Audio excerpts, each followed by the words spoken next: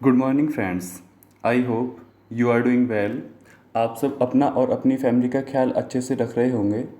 जैसा कि आप सब जानते ही हैं कि हम ऑनलाइन गुरुकुल क्लास में डेली के current affairs with background information cover करने की कोशिश करते हैं। तो चलिए बिना किसी देरी के आज की क्लास स्टार्ट करते हैं। What is article 1 of Indian constitution? संविधान के अनुच्छेद 1 क्या है? India that is Bharat shall be a union of states.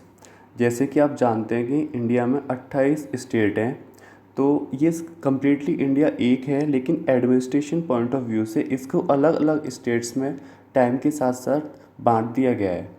तो और हमारे यहाँ फेडरल सिस्टम फॉलो होता है, जहाँ पे कि स्टेट के लिए स्टेट गवर्नमेंट होती है, सेंटर के लिए सेंट्रल गवर्नमेंट होती है। और इसमें एक चीज़ ध्यान दें, जैसे कि अमेरिका में भी स्टेट्स हैं और इंडिया में भी स्टेट्स हैं। अमेरिका और इंडिया में डिफरेंस ये है कि अमेरिकन स्टेट्स आपके सेंटर से अलग होके अलग अपने आप को इंडिपेंडेंट कर सकती हैं, लेकिन जो हमारे यहाँ जो बांटा गया है स्टेट्स को, सिर्फ और सिर्फ एडमिनिस्ट्रेशन पॉइंट ऑफ व्यू से बांटा गया है। इनको ये अधिकार नहीं है कि ये सेंटर से अलग हो सकें। तो that is India that is Bharat shall be A union of states. चलिए अगला पॉइंट है, बहुत इंपॉर्टेंट है, ये डायरेक्ट क्वेश्चन पूछा गया है एग्ज़ाम्स में। On 13 December 1946 Jawaharlal Nehru introduce the AIIMS and objective of the constituent assembly. ये ध्यान दीजिएगा, डायरेक्ट पूछ लिया जाता है किसने कॉन्स्टिट्यूएंट असेंबली के सामने एम और ऑब्जेक्टिव रखे थे। That is Jawaharlal Nehru. चलिए आगे बढ़ते हैं अगले क्वेश्चन की तरफ। Who has developed anti hail guns? Anti hail guns किसने विकसित की हैं? That is IIT Bombay with doctor YS Parmar university of horticulture and forestry at Nauni Himachal प्रदेश। पहले हम जान लें कि ये क्यों डेवलप की गई हैं।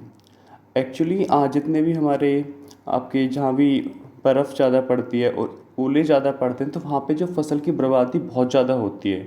तो एंटी हिल गन्स, ये जो बर्फ़ का फॉर्मेशन होता है ओलों का, तो ये रोकने के लिए बनाई गई हैं। अब देखते हैं कैसे ये काम करती हैं anti hail gun. A machine which generates shock waves to disturb the growth of hailstones in clouds. मतलब कि ये शॉक वेव्स प्रोड्यूस करेगा जो कि आप सारे के सारे काम एटमॉस्फेयर में होते हैं, तो वहाँ पे जाके ये जो हेल्स बनते हैं, ओला बनते हैं, उनको रोकेगी, वो ओला नहीं बनने देगी। This machine uses a mixture of acetylene gas and air. ये एसिटाइलिन गैस और हवा का इस्तेमाल करती है। तो चलिए अगले क्वेश्चन की तरफ आगे बढ़ते हैं। Third question, which country has got American dollar 100 million line of credit for solar projects from India? That is Sri Lanka. ये जान लेते हैं कि लाइन ऑफ क्रेडिट होता क्या है। लाइन ऑफ क्रेडिट वो लोन होता है जो कि बहुत लंबे समय के लिए बहुत कम इंटरेस्ट पे दिया जाता है। अब ये जानते हैं कि इंडिया ने श्रीलंका को क्यों दिया है। इंटरनेशनल सोलर अलायंस, अंतर्राष्ट्रीय सौर गठबंधन। It was being founded in Paris, that is in France. Its headquarter is in Gurugram, India. Bharat में इकलौता ये अंतर्राष्ट्रीय सौर इंस्टीट्यूशन है जिसके हेडक्वार्टर इंडिया में है। गुरुग्राम आप बताइए कहाँ पड़ता है। It works in the field of renewable energy, जैसे कि आपकी सोलर एनर्जी हो गई, विंड एनर्जी हो गई, ये इन चीज़ों में यहाँ पे बेसिकली ये सोलर का काम कर, सोलर के फील्ड में है, लेकिन रिन्यूएबल एनर्जी आपकी सोलर, विंड, आपका ये थर्मल वाटर वाला। और इसके डायरेक्टर जनरल हैं अजय माथुर। इसका विजन क्या है ये जान लेते हैं। One world one sun one grid, एक संसार एक सूरज एक ग्रिड। ग्रिड क्या होता है? ग्रिड वो वहाँ वो प्लेटफॉर्म होता है जहाँ से बिजली प्रोड्यूस होती है और वो कंज्यूमर्स को सेंड की जाती है, डिस्ट्रीब्यूट की जाती है, उसे हम ग्रिड कहते हैं। चलिए एक बार श्रीलंका और फ्रांस घुमाते हैं ज़रा मैप में, 1 मिनट बस। इस मैप में आपको फ्रांस दिखाई दे रहा होगा जो कि यहाँ पे है। ये आपका स्पेन के साथ बाउंड्री टच करता है। गल्फ ऑफ लायंस यहाँ हो गया, इटली इधर, स्विट्ज़रलैंड, जर्मनी, बेल्जियम, ऊपर यूके, इंग्लिश चैनल इधर है, बे ऑफ बिस्के इधर है। तो चलिए आगे बढ़ते बिना किसी देरी के श्रीलंका को भी देखना है हमें। यहाँ आप मैप में देख पा रहे होंगे कि श्रीलंका यहाँ पे है और इंडिया यहाँ पे।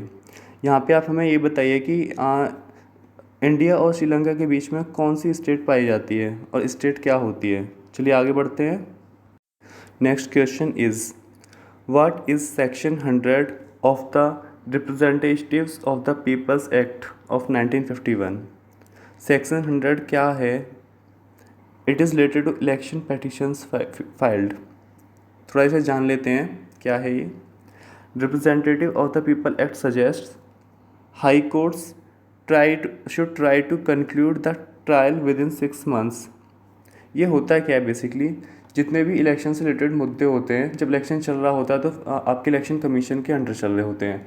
जैसे ही एक बार इलेक्शन कमीशन वहाँ से रिजल्ट डिक्लेयर हो जाता है, आफ्टर डैट वो सारे के सारा इलेक्शन कमीशन का काम ख़त्म हो जाता है और जितने भी इलेक्शन से रिलेटेड मुद्दे होते हैं वो सब इलेक्शन ख़त्म होने के बाद रिज़ल्ट आने के बाद आपकी हाई कोर्ट के अंदर चले जाते हैं और हाई कोर्ट ये कोशिश करता है कि 6 महीने के अंदर उनका निपटारा हो सके। अब ये देख लेते हैं क्या है ये कंडीशन कौन कौन सी जिसमें आप इलेक्शन पेटिशन फाइल कर सकते हैं। When election petitions can be filed, mall practice in counting practice, बहुत जगह आपकी वोट गिनने में गड़बड़ की जाती है। On election day winning candidate was not qualified to contest, मतलब किसी भी वजह से जो जीत के आया है वहाँ से कैंडिडेट, वो जिस दिन इलेक्शन डे था तब तक वो क्वालिफाइड नहीं था। Third one, improper acceptance of nomination of winning candidate और improper rejection of a nomination, मतलब कि नॉमिनेशन फाइल करते में आपको बहुत सारी चीज़ें अपने बारे में डिस्क्लोज़ करनी होती हैं और वहाँ पे जो उन्होंने इम्प्रॉपर कोई गलत तरीके से उनका नॉमिनेशन एक्सेप्ट कर लिया गया है और दूसरा जो नॉमिनेशन है वो रिजेक्ट कर दिया गया है, तब भी आप इलेक्शन पेटिशन फाइल कर सकते हैं। फोर्थ वन, माल practice eight booth bye winning candidate. Booth क्या होता है जहाँ पे कि वोट डलती हैं, वहाँ पे उन्होंने कुछ घपला किया है विनिंग कैंडिडेट ने, तो भी इलेक्शन पेटिशन फाइल हो जाती है। अब ये जान लें न्यूज़ में क्यों है। अभी नंदीग्राम से आपके वेस्ट बंगाल में जो इलेक्शन हुआ है वहाँ पे ममता बनर्जी ने ये इलेक्शन पेटिशन फाइल की है। तो चलिए आगे बढ़ते हैं। Which committee has been formed for the consultation on the creation of integrated tri service theatre commands. किस समिति का गठन एकीकृत ट्राई सर्विस थिएटर कमांड के निर्माण पर विचार विमर्श के लिए किया गया? ये डायरेक्ट क्वेश्चन बन सकता है आपका डिफेंस एग्जाम्स में और इट्स आंसर इज 6th कर कमेटी 2015। ये होता क्या है जान लेते हैं थोड़ा इसके बारे में। Integrated theatre command will not be answerable to individual services. ये इसके फ़ायदे हैं। ये नहीं होगा कि आर्मी को अलग रिपोर्ट करना पड़ा है, आपका ये नेवी को अलग, एयरफोर्स को अलग, एक इंटीग्रेटेड होगा तो एक को ही करना पड़ेगा। विल अवॉइड डुप्लीकेशन, कोई भी काम दोबारा नहीं करना पड़ेगा, एक बार करके डुप्लीकेशन रोका जा सकता है। दूसरा, resource of one force will be available to others. जो संसाधन है, रिसोर्सेज हैं, वो एक फोर्स दूसरी यूज़ कर सकती है, दूसरी तीसरी यूज़ कर सकती है, तो इससे वेस्टेज ऑफ रिसोर्स होने से बच जाएगा। इसने रिकमेंडेशंस क्या दी? नर्दर्न, ये 3 रिकमेंडेशंस दी थी, northern, western, southern. Northern for China border, western for Pakistan border, southern for maritime rule. चलिए थोड़ा मैप में देख लेते हैं इसको। यहाँ आप मैप में देख पा रहे होंगे, नर्दर्न में ये आपका चाइना हो गया, ये आपका वेस्टर्न में हो गया, आपका सदर्न में ये मैरीटाइम हो गया। ये 3 कमांड बनाने की बात कही गई है 6th कर कमेटी के द्वारा। चलिए आगे बढ़ते बिना किसी देरी के। नेक्स्ट क्वेश्चन इज़ प्रधानमंत्री गरीब कल्याण अन्न योजना की बात क्या है? It's a part of Pradhan Mantri Garib Kalyan package to help poor fight the battle win with कोविड-19। आपने देखा होगा कि कोविड-19 के टाइम पे सारा काम ठप पड़ गया था और जितने भी काम करने वाले लोग थे उनके पास खाने के लिए भी नहीं बचा था, तो उन्होंने उसी टाइम पे ही प्रधानमंत्री कल्याण अन्न योजना को शुरुआत किया, जिसमें कि ये देखिए नीचे, each person who is covered under national food security act 2013 providing an additional 5 kilogram wheat or rice for free, 5 kilogram of subsidised food grain already provided through PDS। National food security act 2013 Manmohan Singh ji के time पे लाया गया था, जहाँ पे कि जो आपके ये फूड ग्रेन्स होते हैं बहुत सस्ते में दिए जाते हैं। और PDS क्या है? Public distribution system. जो ये बोलते हैं ना कि मंथली जो डिस्ट्रीब्यूट होते हैं खाना, जो जैसे BPL कार्ड होल्डर हो गए, APL, अलग अलग कार्ड होल्डर्स होते हैं, तो वहाँ पे ये बहुत सस्ते में खाना दिया जाता है और उसमें ये इंक्लूड कर दिया गया था। तो ये बेसिकली जो गरीब है हमारे उनको खाना प्रोवाइड करने के लिए शुरू की गई थी। आगे बढ़ते हैं। Which state government has announced smart kitchen project? किस राज्य सरकार ने स्मार्ट किचन प्रोजेक्ट की घोषणा की? Well its answer is Kerala. अब ये देख लें स्मार्ट किचन प्रोजेक्ट होता क्या है। To modernize kitchen and ease the difficulty of homemakers, women participation could be increased, loan facility for women। मतलब ये जो स्मार्ट किचन है वो आधुनिक है, इसमें डिफरेंट मशीन्स यूज़ की गई हैं खाना बनाने के लिए, जिससे कि वुमेन का बर्डन कम हो सके और वो पार्टिसिपेट करना शुरू करें वर्क फोर्स में, और लोन फैसिलिटी मिल सके वुमेन को अपनी किचन के लिए। और ये आगे बढ़ते हैं। कुदुमसरी, ये डायरेक्ट पूछा जा सकता है कि किस स्टेट की गवर्नमेंट से स्टेट से रिलेटेड है। Dates for cares women empowerment and poverty alleviation scheme would get preference under smart kitchen scheme. इसमें क्या है कि आपका ये वुमेन को एम्पावरमेंट सशक्त बनाने के लिए की गई है, गरीबी ख़त्म करने के लिए शुरुआत की गई है, और इसमें जो लोन मिलता है कोलेटरल फ्री होता है। चलिए नेक्स्ट क्वेश्चन की तरफ बढ़ते हैं। Who has produced children and digital dump sites report? Children and digital dump sites report किसने प्रस्तुत की? Well its answer is WHO, world health organization. आप मुझे ये बताइए कि हम वर्ल्ड हेल्थ डे कब मनाते हैं और 2021 में इसकी थीम क्या है। चलिए इसके बारे में थोड़ा जान लेते हैं। ये रिपोर्ट क्या कहती है। 18 million children and about 12.9 million women work at these e-waste dump sites every year. 1 million is equal to 10 lakh। ध्यान दीजिए और ये कैलकुलेट करिए कितना बड़ा नंबर हो जाता है। E-waste from high income countries is dumped in middle और low income countries। ये जो हाई इनकम कंट्रीज़ होते हैं, डेवलप्ड नेशंस होते हैं, US वगैरह, ये आपके मिडिल और लो इनकम कंट्रीज़ में जाकर डंप कर देते हैं अपना ई वेस्ट, जिससे कि इनका छुटकारा मिल जाता है अपने ई वेस्ट से और उनको वहाँ पे डंप किया जाता है। ई वेस्ट बेसिकली होता क्या है? It stands for electronic waste, जैसे कि कंप्यूटर हो गए, मोबाइल हो गए, TV, रेफ्रिजरेटर एट्सेट्रा। चलिए आगे बढ़ते हैं। According to global E waste statistics partnership, volume of E waste rising rapidly. जो ई वेस्ट का वॉल्यूम है वो बहुत तेज़ी से बढ़ रहा है। 53.6 million turns in 2019 while only 17.4% was processed in recycling facilities.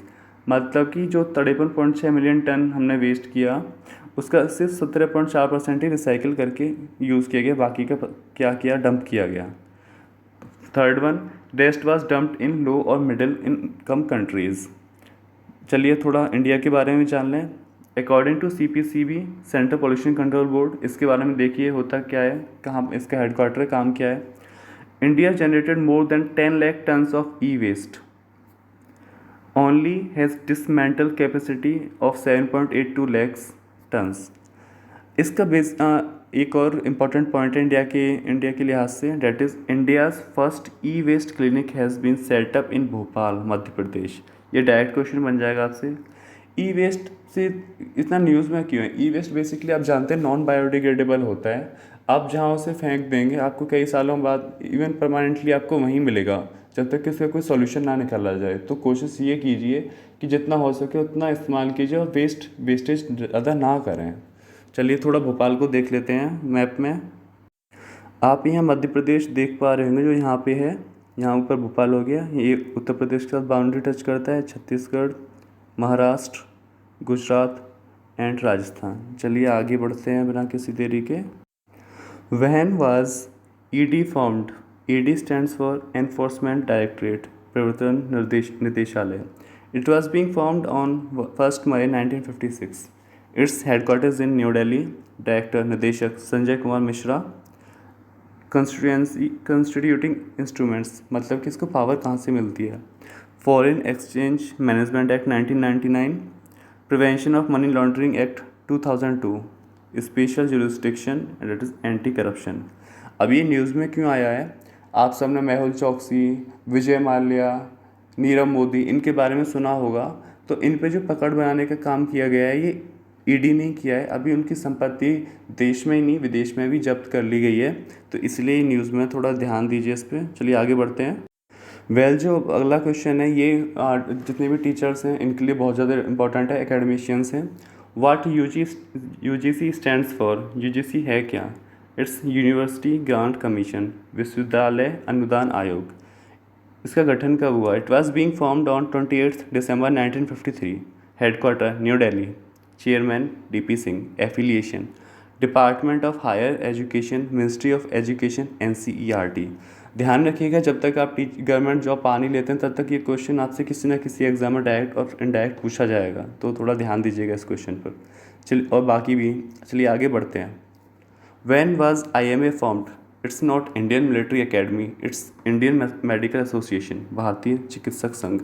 It was being formed on 1928. Its headquarters in New Delhi. President Dr. J.A. Jayalal। चलिए इसका काम देखते हैं करता क्या है। To promote and advance medical and allied sciences and to promote the improvement of public health and medical education in India। ये medical के फील्ड में काम करने वाली सबसे टॉप की बॉडी है। ये आप जानती हैं मेडिकल के फील्ड में प्रमोट करना, इम्प्रूवमेंट करना public health and all such things. चलिए आगे बढ़ते हैं। Next question is what is the full form of Ayush? Ayush है क्या? कुछ टाइम से न्यूज़ में रहता है हल्का हल्का। Ayush stands for Ayurveda, yoga and naturopathy, यूनानी, सिद्धा एंड होम्योपैथी। ये है क्या?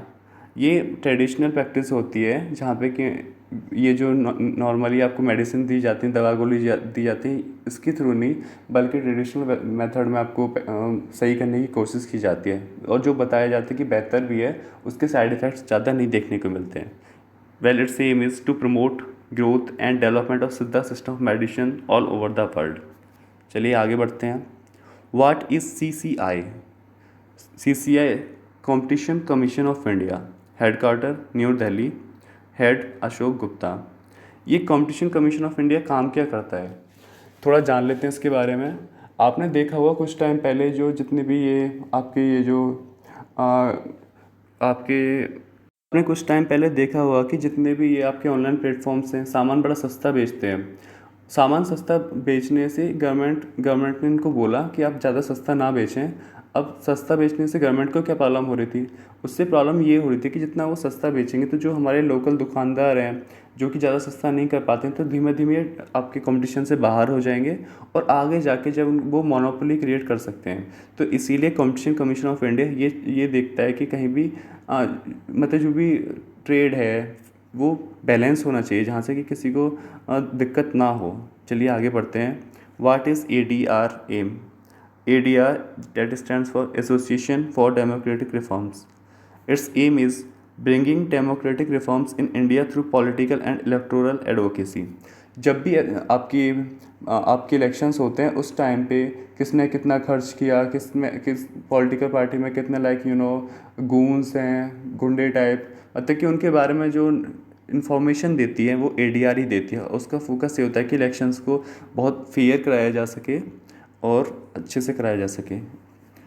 इसका फॉर्मेशन देखते हैं। It was being formed on 1999। Headquarter new Delhi. Its NGO, non governmental organization. चलिए आगे बढ़ते हैं। Well it's your homework. आपको कैबिनेट मिशन प्लान के बारे में पढ़ना है। आर्टिकल 21A क्या है? नेशनल एजुकेशन पॉलिसी 2020 के चेयरमैन।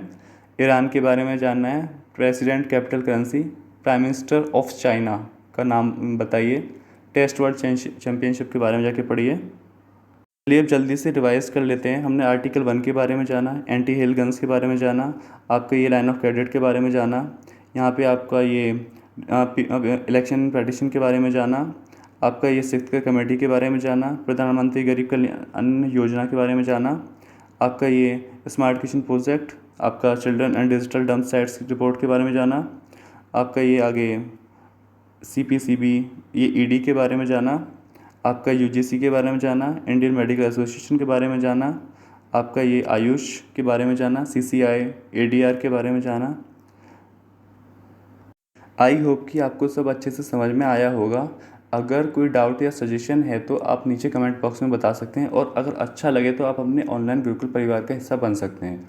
और आप ध्यान रखेंगे जितने बच्चे कमेंट कर रहे हैं बड़े अच्छे से कमेंट कर रहे हैं, कुछ तो बहुत अच्छे से आंसर दे रहे हैं, बाकी के उन कमेंट्स को उन आंसर्स को चेक करें, अगर कुछ गलती है तो उनको करेक्ट करें।